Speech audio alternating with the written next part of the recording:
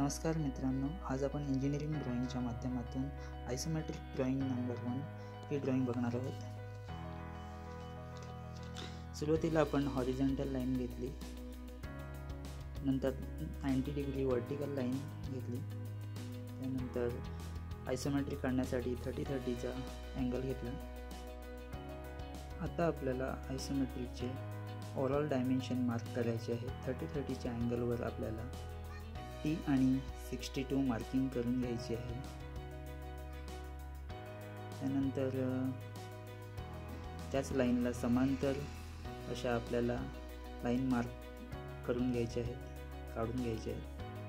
बघा, ह्या लाईनला समांतर अशी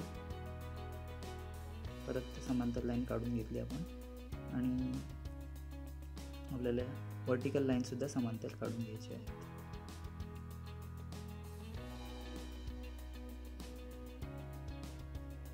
त्यानंतर त्याची हाईट जी आहे, व्हर्टिकल समांतर लाईन काढून घेतली. त्यानंतर हाईट जी आहे ती 42 आपण मार्क करून घ्यायची. तिन्ही लाईनवर 42 आणि 42.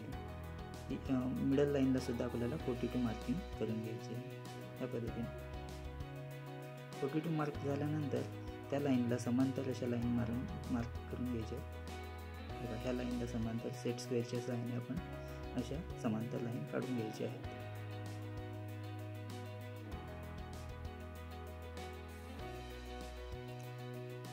आणि त्यानंतर दोन्ही कॉर्नर सुद्धा आपल्याला समांतर जोडून घ्यायचे आहेत. बघा, या पद्धतीने. आणि अशा प्रकारे आपला हा बॉक्स तयार होतो. आता दिलेल्या काढलेल्या बॉक्समध्ये आपल्याला ज्या लाईन डार्क वाटतात त्या डार्क करून घ्यायच्या आहेत. इथे 16-16ची मार्किंग घ्यायची आहे आणि हाईट ही 6 mm ची घ्यायची आहे. आणि 6 mm ला एक रेफरन्स लाईन घेऊन त्याच्यावर सुद्धा 16-16ची मार्किंग करायची आहे. आणि ज्या लाईन डार्क वाटतात त्या डार्क करून घ्यायच्या.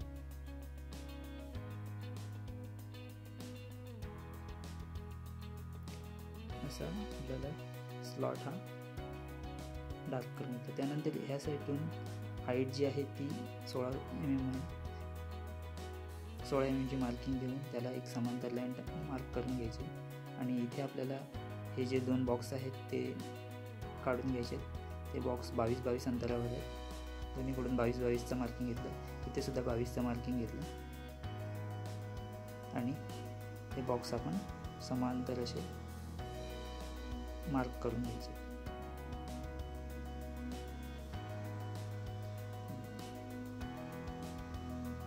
दोन्ही बॉक्स डार्क करून झाल्यावर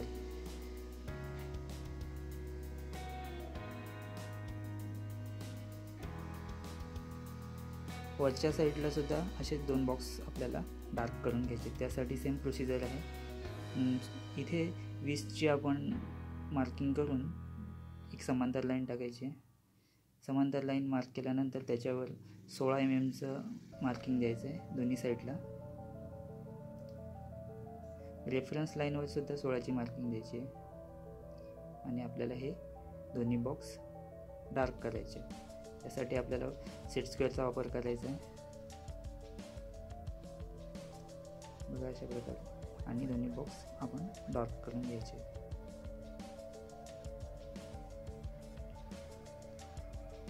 दोन्ही बॉक्स डार्क करून झाल्यावर आपल्याला दोन्ही कॉर्नर जोडायचे आहेत.